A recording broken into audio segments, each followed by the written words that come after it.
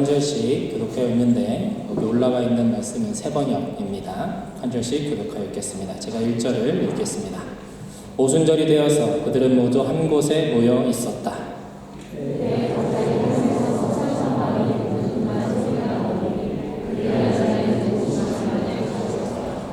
그리고 불길이 솟아오를 때 혓바닥처럼 갈라지는 것 같은 혀들이 그들에게 나타나더니 각 사람 위에 내려 앉았다.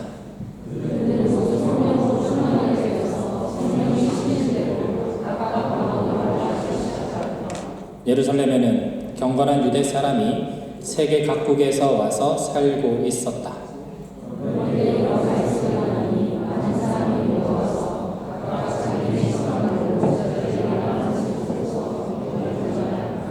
그들은 놀라 신기하게 여기면서 말하였다. 보시오, 말하고 있는 이 사람들은 모두 갈릴리 사람이 아니오.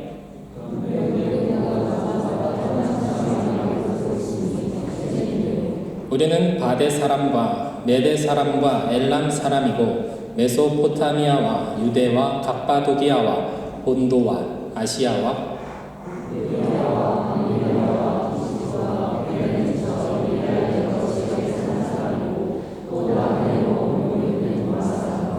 유대 사람과 유대교에 개종한 사람과 크레타 사람과 아라비아 사람인데 우리는 저들이 하나님의 큰 일들을 방언으로 말하는 것을 듣고 있어.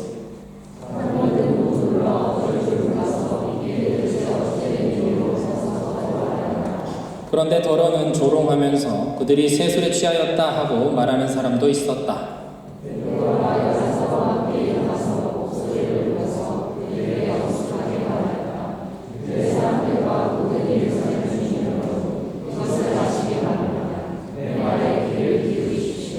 지금은 아침 9시입니다. 그러니 이 사람들은 여러분이 생각하듯이 술에 취한 것이 아닙니다.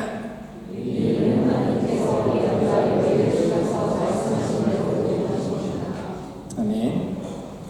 교회는 거룩해야 합니다. 성도는 거룩한 사람들이라는 뜻이고 이 거룩한 사람들의 모임을 우리는 교회라고 부릅니다. 교회가 거룩해야 하는 이유는 우리가 예배하는 하나님이 거룩하시기 때문입니다.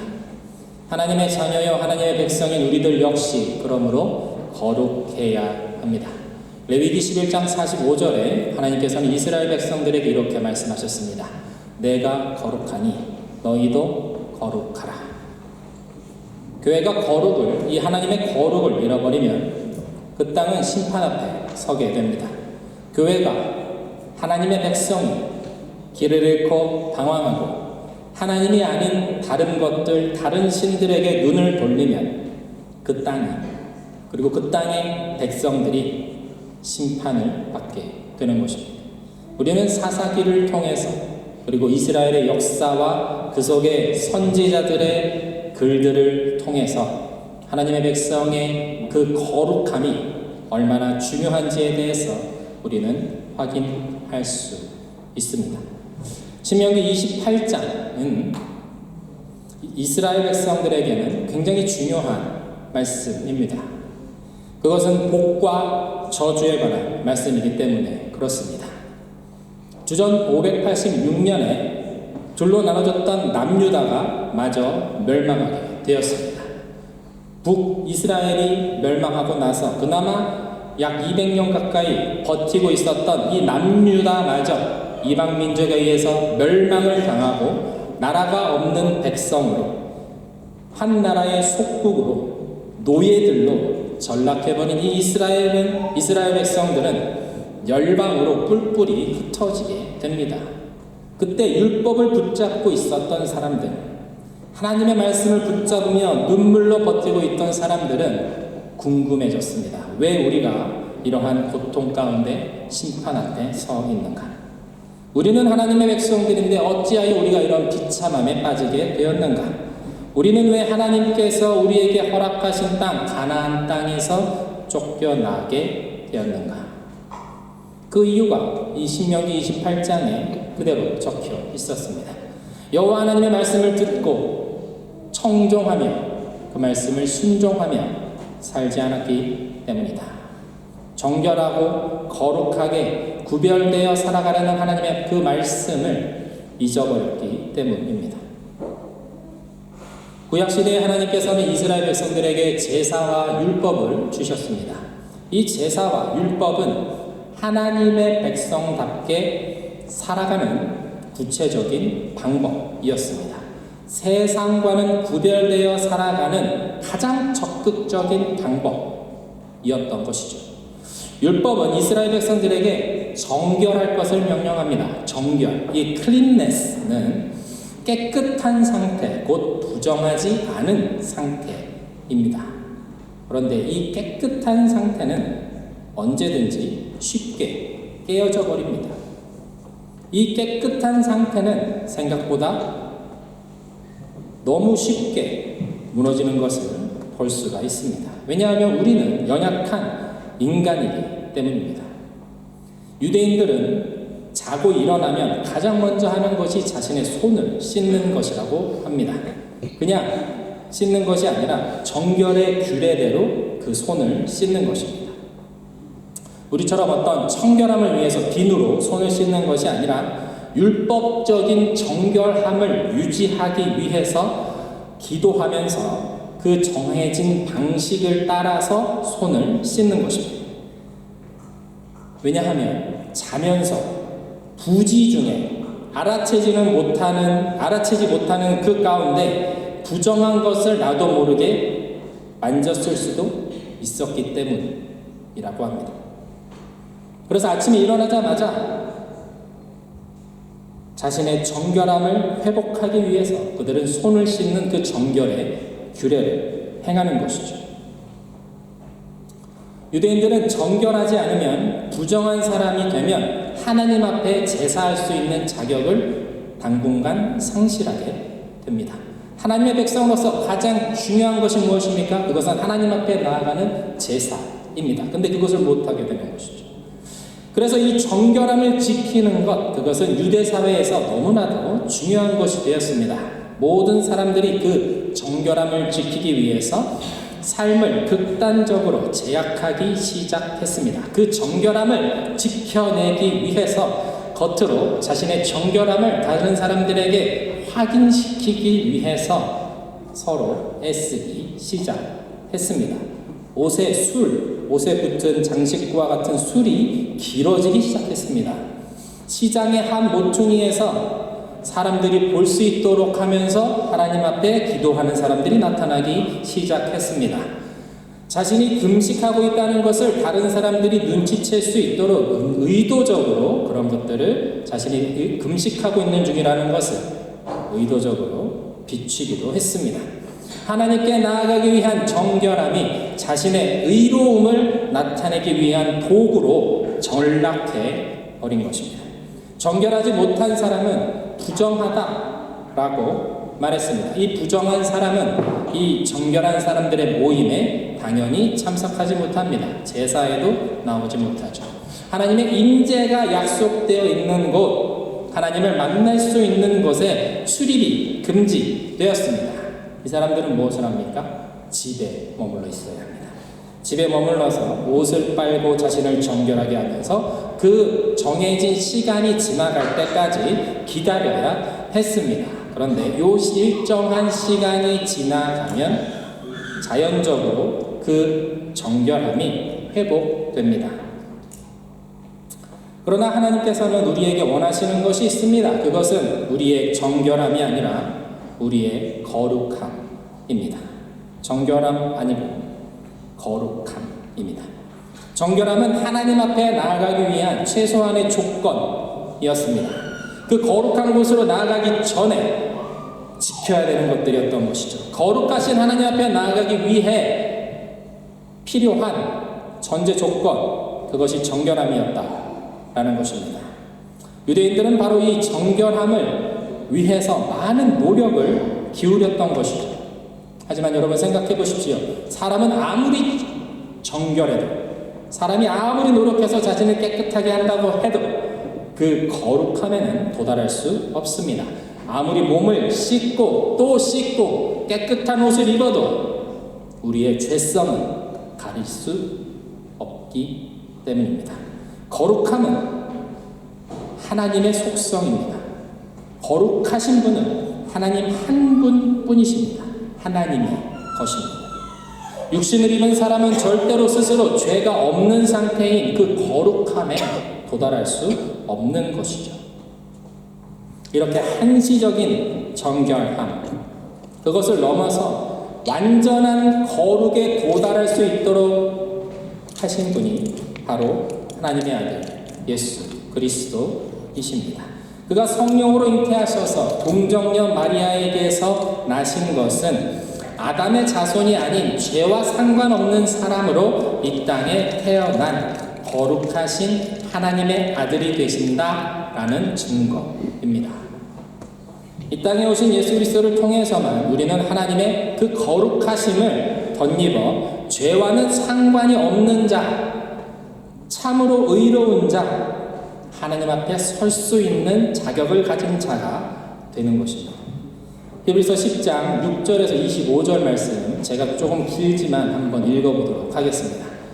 주위에서 잘 들어보시면 그 어떤 설교보다 명쾌한 답이 이 안에 있다라는 것을 발견하실 수 있을 것입니다.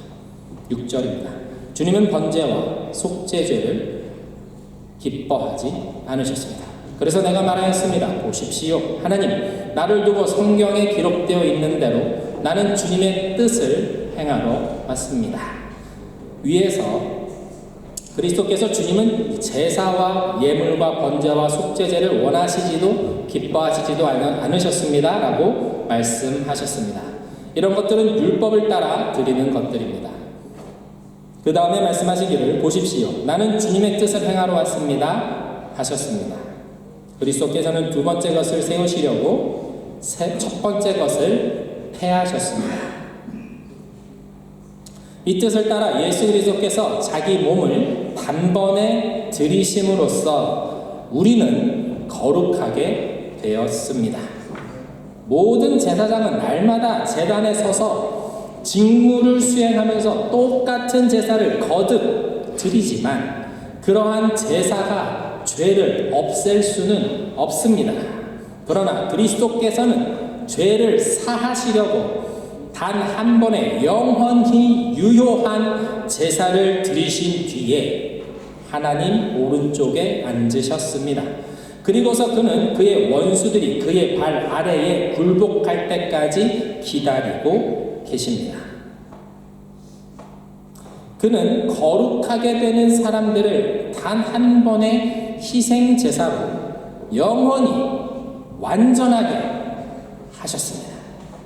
그리고 성령도 우리에게 증언하여 주십니다. 먼저 이렇게 말씀하셨습니다. 주님께서 말씀하신다. 그날 이후에 내가 그들에게 세워줄 언약은 이것이다. 나는 내 율법을 그들의 마음에 박아주고 그들의 생각에 새겨주겠다. 또 나는 그들의 죄와 불법을 더 이상 기억하지 않겠다.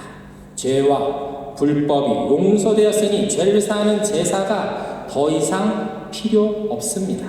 그러므로 형제, 자매 여러분, 우리는 예수의 피를 힘입어서 담대하게 지성소에 들어가게 되었습니다. 예수께서는 휘장을 뚫고 우리에게 새로운 살 길을 열어주셨습니다. 그런데 그 휘장은 곧 그의 육체입니다. 그리고 우리에게는 하나님의 집을 다스리시는 위대한 제사장이 계십니다. 그러니 우리는 확고한 믿음을 가지고 참된 마음으로 하나님께 나아갑시다. 우리는 마음에다 예수의 피를 뿌려서 죄책감에서 벗어나고 맑은 물로 몸을 깨끗이 씻었습니다.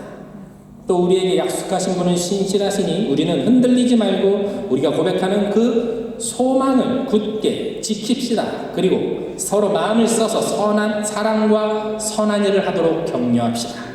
어떤 사람들의 습관처럼 우리는 모이기를 그만하지 말고 서로 격려하여 그 날이 가까워 오는 것을 볼수록 더욱 힘써 모입시다. 예수 그리스도의 십자가의 죽으심으로 인해 단번에 우리는 무엇을 얻게 되었습니까? 우리는 거룩하심이라는 것을 덧입게 되었습니다. 이제 우리는 거룩에 속해 있는 사람들이 되었으므로 한시적으로 그 정결함을 유지하기 위한 어떠한 일도 필요한 사람들이 아닙니다. 무엇을 먹거나 무엇을 만지거나 하면 부정해진다라는 이런 개념들은 의미가 없어지는 것입니다. 우리는 예수 그리스도의 그 보혈의 능력으로 거룩해지는 거룩의 시대를 살아가고 있기 때문입니다. 율법을 강조하며 정결할 것, 스스로 정결할 것을 강조했던 그 시대는 끝났습니다. 예수님의 십자가의 죽으심과 다시 사심을 믿음으로 우리는 거룩을 선물로 받았습니다.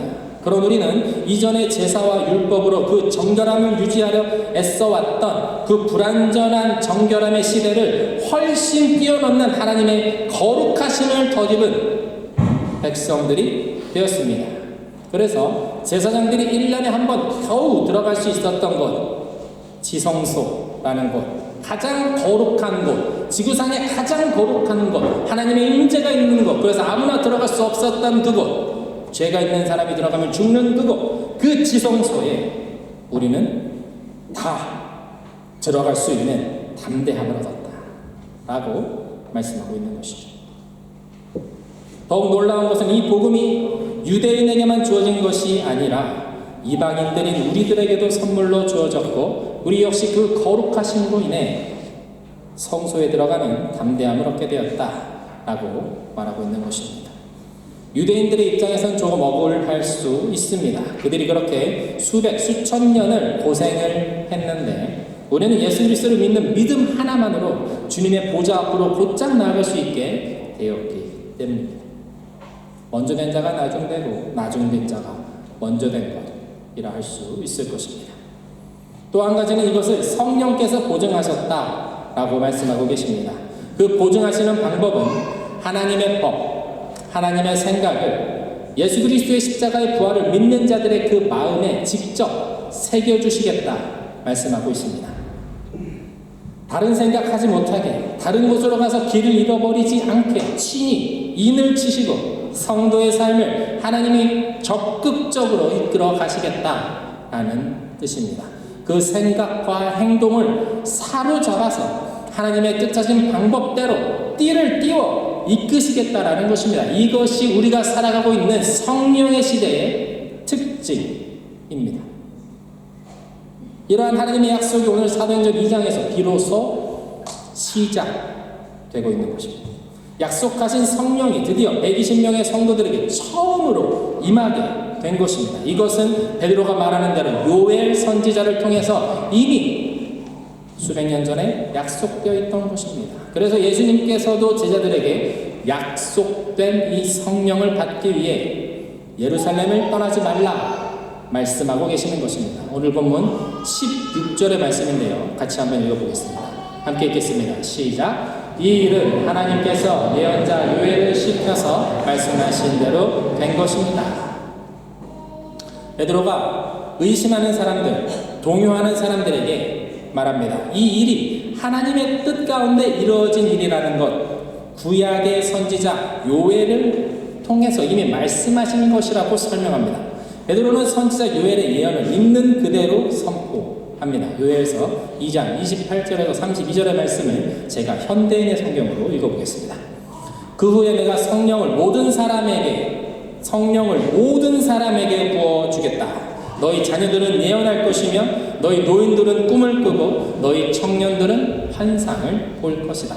그때 내가 또 나의 남녀 종들에게 성령을 부어줄 것이며 내가 하늘과 땅에 이상한 징조를 보여줄 것이니 곧 피와 불과 연기 기둥이다.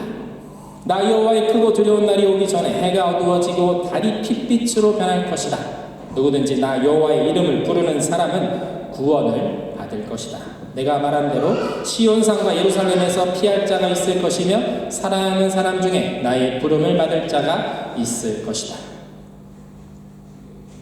개역개정으로는 내 영을 부어주리라 이렇게 되어 있는데 현대인의 성경으로는 성령을 부어주리라, Holy Spirit을 부어주리라 그렇게 번역되어 있습니다.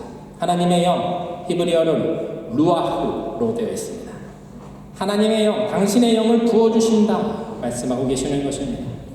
성령이 한 사람의 선택받은 선지자가 아니라 각 세대에 편만하게 부어진 결과 꿈과 환상과 예언이 각 세대 가운데 열려진다라고 말씀하고 계십니다.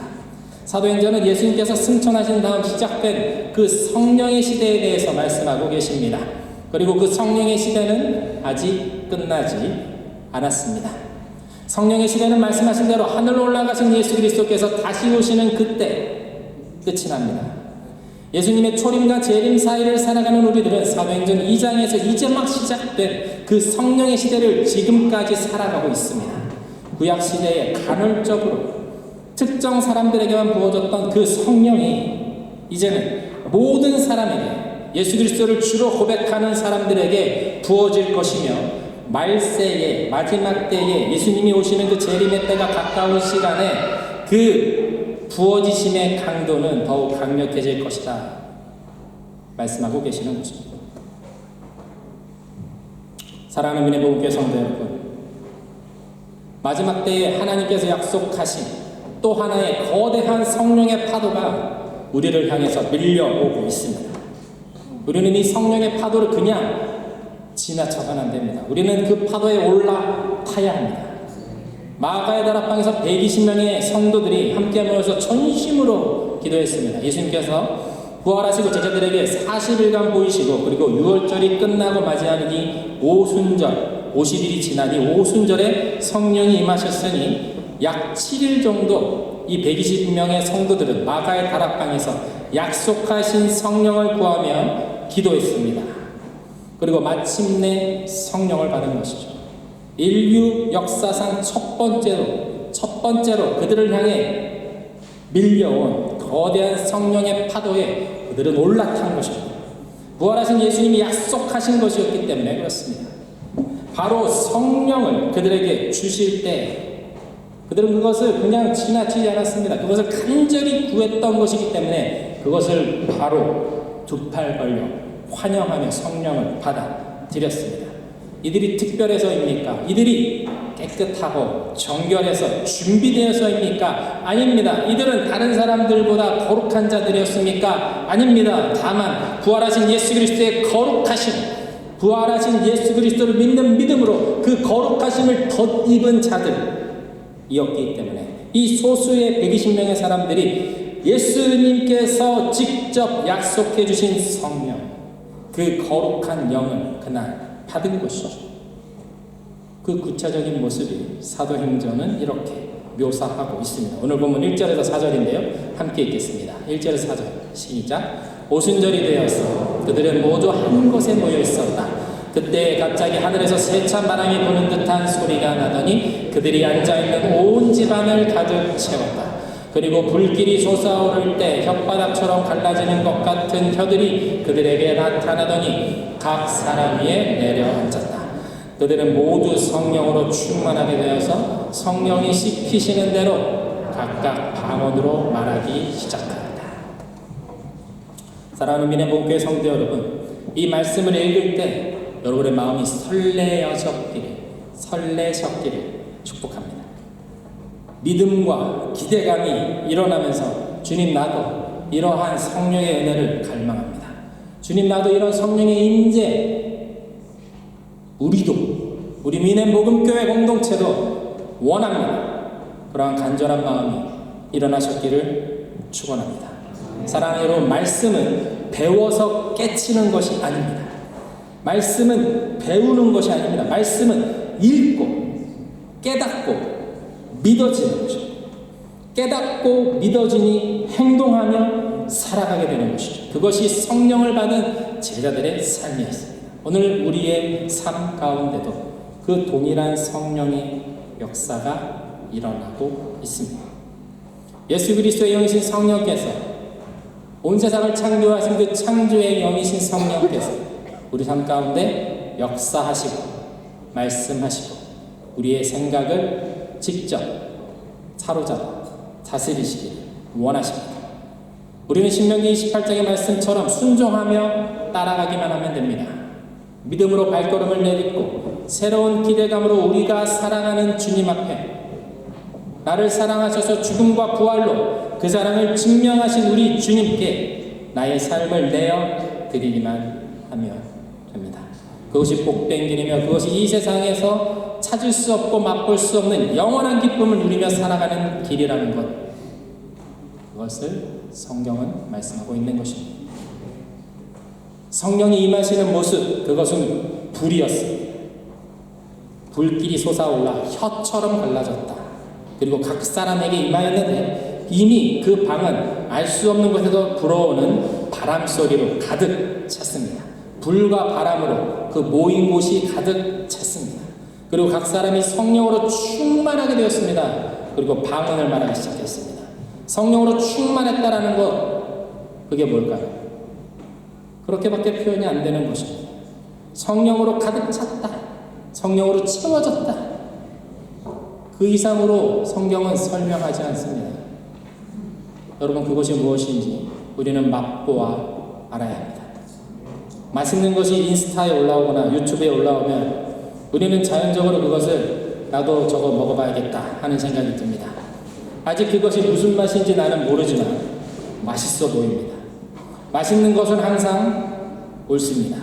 우리는 그 맛을 추구하면서 그 맛을 기대하면서 그 식당을 찾아가거나 직접 유튜브에 나온 레시피대로 요리를 하기 시작합니다. 여러분, 그때 우리의 마음이 어떻습니까? 기대감으로 가득 찹니다. 맛있는 것을 먹기 전에 올라오는 그 기분 좋은 상태, 그 설레임, 여러분 있으십니까? 기억하십니까? 오늘 이 사도행전 2장의 말씀, 성령이 불의 혀처럼 각 사람에게 임하였다. 성령이 이끄시는 대로 그들이 행하였다. 이러한 말씀 우리가 읽으면서 우리 안에 이런 설레임과 기대감이 일어나야 할 줄로 믿습니다. 여러분 안에 사모함이 일어나기를 축복합니다. 여러분 안에 그 성령의 사모함이 일어나는 것, 그것을 제일 싫어하는 사람은 사단입니다. 원수 마귀 사탄은 이것을 너무나도 두려워합니다. 여러분 한 분 한 분이 성령으로 충만해지면 사단이 다스리고 지배하는 이 세상에는 비상이 걸리기 시작합니다. 그들은 바빠지기 시작하고 어쩔 줄을 몰라 합니다. 성령에 사로잡힌 사람들이 일어날 때 하나님의 나라가 힘있게 일어나고 에스겔에 입은 환상처럼 여호와 하나님의 군대가 일어나고 구원받는 백성들이 늘어나면 베드로와 요한처럼 바울과 실라처럼 멸망의 하나님의 살아계심을 예수 그리스도의 부활을 증거하는 자들이 들불같이 일어나게 될 것이기 때문입니다. 성령의 능력은 폭발력이 있습니다. 디나미스입니다. 다이너마이트, 엄청난 폭발력과 에너지를 가진 것입니다. 여러분 안에, 여러분 심령 안에 주님께서 그것을 주시겠다 말씀하십니다. 그 디나미스의 능력을 예수 그리스도의 부활을 증거하는 마르투스의 삶을 살아가기로 결단하는 자들에게 주님께서 약속해 주신 것입니다. 사랑하는 믿음의 목교의 성도 여러분, 성령 충만함으로 일어나시기를 축원합니다. 함께 일어나시기를 축원합니다. 성령이 임하실 때 일부 사람들은 저들이 세술에 취했다, 저들이 술에 취했다, 그렇게 말했습니다. 조롱했습니다. 무시합니다. 비웃습니다. 말이 안 된다고, 볼 것도 없다고 돌아서 버리는 것이죠. 하나님의 언약, 하나님의 약속, 그것을 무시하는 것이고 성령을 회방하는 말입니다. 믿는 자들은 성령님을 존중합니다. 그분을 사모합니다. 그분의 일하심과 그분의 역사를 기대하며 살아갑니다.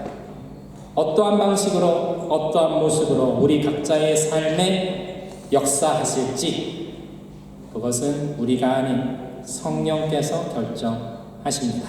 우리는 순종하며 기대하는 마음으로 그분을 따라갈 뿐입니다. 그렇게 순종하며 나아가는 삶이 거룩한 삶이 됩니다. 거룩함을 덧입은 자의 삶이 됩니다. 우리가 다다를 수 없는 그 거룩함이 실제로 맛보아지는 삶, 그 거룩이 얼마나 위대하고 강력한 것인지 경험하며 체험하는 삶, 그것으로 성령께서 친히 우리를 인도하실 것입니다. 인격적이십니다. 사랑이십니다. 그 성령께 나를 맡겨드리고 그분의 일하심을 매일매일 경험하며 살아가시는 저 여러분 다 되시길 주님의 이름으로 축원드립니다. 시간 함께 찬양하며 기도했으면 좋겠습니다.